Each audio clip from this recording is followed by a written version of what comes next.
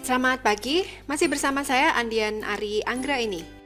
Kali ini saya akan menjelaskan mengenai konsep blended learning yang digunakan di mata kuliah Matematika Boga dan Matematika Teknik. Nah, saat ini kita masuk dalam pendidikan 4.0 atau education 4.0. Jadi education 4.0 itu adalah sistem pendidikan yang menyiapkan mahasiswanya supaya nanti jika lulus, mahasiswa tersebut bisa bersaing untuk menghadapi revolusi industri 4.0. Nah, seperti kalian tahu yang namanya RI 4.0 itu salah satu karakternya adalah industrinya atau lingkungan kerjanya banyak menggunakan ICT, Information and Communication Technology, atau bahasa Indonesianya TIK, Teknologi Informasi dan Komunikasi.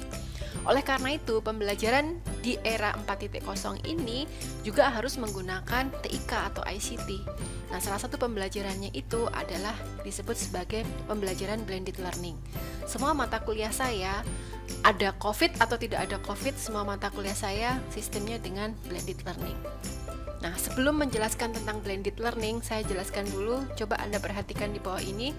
Ini ada 4 kuadran belajar. Sekarang kita fokus ke yang atas dulu. Yang atas ini, baik kiri atas maupun kanan atas, ini adalah kuadran belajar sinkron. Artinya, kalau di tatap muka sinkron, maka dosen dan mahasiswa bertemu di waktu yang sama. Waktunya itu sinkron. Nah, tempatnya gimana? Tempatnya bisa sama. Misalnya kita janjian ketemu hari Senin jam 9 di ruangan 211. Tempatnya sama, waktunya sama. Itu disebut tatap muka sinkron langsung.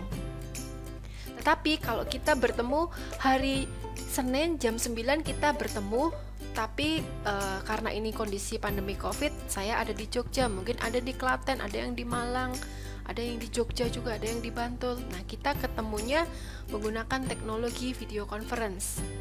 Jadi, kita bertemu di waktu yang sama, Senin jam 9, tetapi tempatnya beda-beda. Itu disebut tatap muka yang sinkron maya. Nah, apa yang dilakukan kalau di tatap muka sinkron? Di tatap muka sinkron, baik sinkron langsung maupun sinkron maya, di mata kuliah saya kita akan diskusi, tanya jawab, demonstrasi, melakukan sesuatu, ya, praktek, studi kasus, problem solving, dan lain sebagainya. Nah, kemudian sekarang di tatap muka yang bawah ya, asinkron. Kalau asinkron artinya dosen dan mahasiswa bertemu di waktu yang berbeda. Misalnya, kalau saya perhatikan dulu ya, kakak-kakak kelas Anda itu sukanya kalau belajar itu malam hari. Sementara saya sebagai dosen, saya lebih senang mengajar pagi hari. Nah, artinya waktu optimum saya untuk mengajar, yaitu pagi hari, itu kan berbeda dengan waktu optimumnya mahasiswa untuk belajar, yaitu malam hari. Nah, oleh karena itu, perlu ada tatap muka yang disebut tatap muka asinkron. Dosen dan mahasiswa mengadakan pembelajaran di waktu yang berbeda. Nah, itu kita sebut tatap muka asinkron yang difasilitasi dengan misalnya Bismart. Nah, untuk tatap muka asinkron itu sendiri, masih kita bagi dua, asinkron mandiri dan asinkron kolaboratif. Di asinkron mandiri itu artinya Anda beraktivitas secara individual, nggak butuh bantuan orang lain, nggak butuh bantuan mahasiswa lain.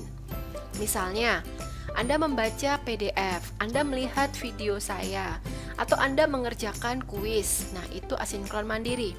Kalau asinkron kolaboratif, misalnya Anda berdiskusi. Diskusi itu kan nggak mungkin satu orang, minimum harus ada 2 orang.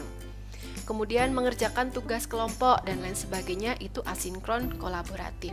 Nah, jadi di mata kuliah saya, kalau saya ingin menjelaskan sesuatu, maka penjelasan saya itu saya buat video.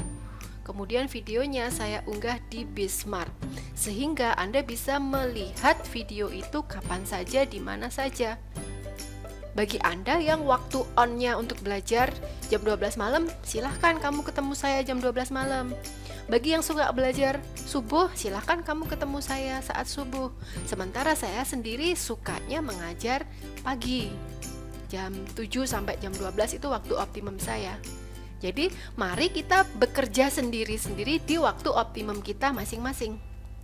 Jadi nanti saya mengajar Anda, saya videokan, saya memvideokannya pagi hari, saya unggah, ditaruh di Bismart. Nah, kamu bisa melihat rekaman saya kapan saja, di mana saja. Ya, itulah yang disebut teknologi asinkron.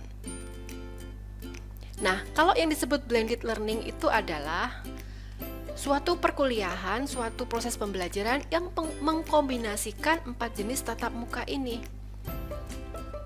Nah, untuk mata kuliah saya, ketika tidak COVID, maka ada suatu tatap muka yang sinkron, ada juga suatu tatap muka yang asinkron. Sesuai peraturan akademik di UNY, suatu mata kuliah itu boleh blended learning 50%. Jadi kalau mata kuliah saya biasanya asinkronnya ini 50%, yang sinkron juga 50%. Jadi di blending, dicampur. Nah, saat ini karena kondisi pandemi, maka sinkron langsung ini kan tidak ada. Ya berarti nanti saya akan memblending 3 tatap muka ini ya. Jadi kadang asinkron mandiri, kadang asinkron kolaboratif, dan kadang yang sinkron maya.